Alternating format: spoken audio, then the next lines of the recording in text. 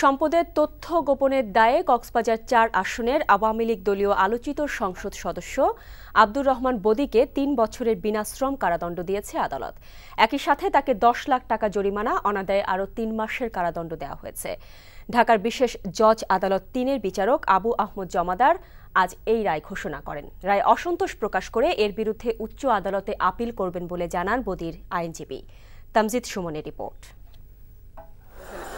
সম্পদের তথ্য গোপনের অভিযোগে ২ বছর আগে দুর্নীতি দমন কমিশনের করা মামলায় বুধবার এ রায় দেন ঢাকার ৩ নম্বর বিশেষ জজ আবু আহমেদ জমাদার। মামলার অভিযোগপত্রে আসামির বিরুদ্ধে প্রায় ১১ কোটি টাকা সম্পদের তথ্য গোপনের পাশাপাশি ঘোষিত আয়ের বাইরে অতিরিক্ত সম্পদের মালিক হওয়ার অভিযোগ আনা হয়েছিল। রায় ঘোষণার সময় আদালতে উপস্থিত ছিলেন বদি। সকাল ১১টায় আদালত শুরু হওয়ার মিনিট ১০ পরেই রায় ঘোষণা করেন বিচারক।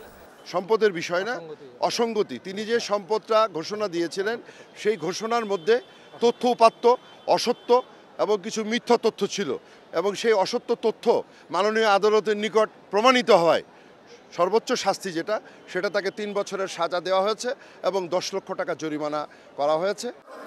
রায়ের পর বদির আইনজীবী দাবি করেন তারা ন্যায় বিচার পাননি। বিভিন্ন সময়ে এনবিআর, নির্বাচন কমিশন সহ কয়েকটি সংস্থাকে দেয়া সম্পদের বিবরণীতে গরমিল থাকাটা স্বাভাবিক। তার মানে সম্পদের বিবরণীতে তথ্য গোপন নয় বলে মনে করেন তারা। শুধুমাত্র কিছু হিসাবের ভুল যোগ বিয়োগ দেখিয়ে এফআইআর দাখিল করা হয়েছে, সেই সাথে চার্জশিট দাখিল করা হয়েছে।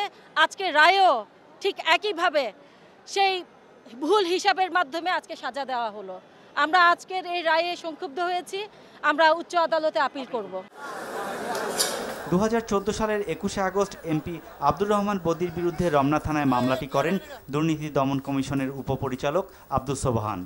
২০০৮ ও ২০১৩ সালের নির্বাচন কমিশনে দাখিল করা সম্পদ বিবরণীতে সম্পদের তথ্য গোপন করে মিথ্যা তথ্য প্রদান ও জ্ঞাত আয় বহির্ভূত সম্পদ অর্জনের অভিযোগে মামলাটি দায়ের করা হয়। Tamjid Suman, NTV news, Dhaka.